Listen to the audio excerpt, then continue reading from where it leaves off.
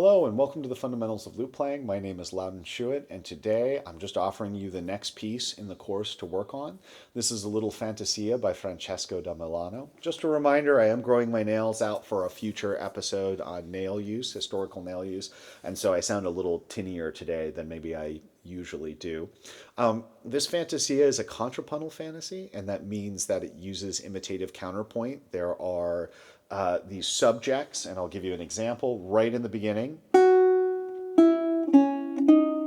And this is then followed by the alto voice doing the same thing at a different pitch level. And then down the octave. And I think if you've seen those previous episodes I've done on practicing and on learning pieces, you know how important I think it is to play through the individual voices before you start learning the entire piece. And when you do that, you start to catch these things. You find out, oh my gosh, there are these voices that are imitating each other, and you can bring that out in your playing. If you start from the beginning, I've never played this piece, so I don't have fingerings or anything worked out, but if you play it all together,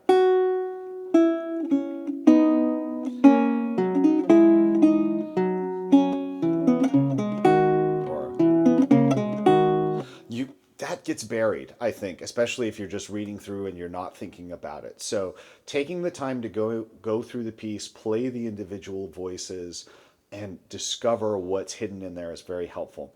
There is one little technically challenging moment that essentially happens twice. Measure 14 to measure 15, and then it's 48, 49, 50, 51 to 52, though I think that's actually easier. 14 to 15 has this chord, which is a C major chord, fourth finger on the sixth course, third finger on the fifth, first on the fourth, and then you put your second finger down for the C. So just a C major chord. But getting into it can be a little tricky. What I recommend is in measure 14, we use 4, 1, and then you put your third finger down on the fifth course, and then you slide it up, or shift it up. I shouldn't say slide. You can play that chord. So going like this. Let's see if I can do that without the buzz.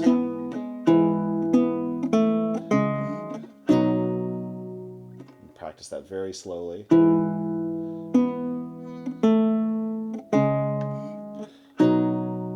Getting that chord prepared. Now in the later example of that, we've got a nice open string, and you can just prepare that chord. It might still take some practice, but I think over time you'll start to get more comfortable with that. I think the biggest challenge, especially with nails right now, is just getting each of those notes really clean in there. But I think that's a good challenge. It really gives you one kind of tricky technical moment to work on. There's also some opportunities for bars in here and other things that we've talked about. If you have any questions, throw them in the comments. I'd be happy to answer them. I hope you enjoy this piece. I think it's the first contrapuntal fantasy I've given you all as an assignment. So let me know if you have any questions. If you're enjoying the channel and you'd like to support it, best thing you can do is subscribe. I'll also put my link to my Patreon in the description. Have a wonderful week and happy looting.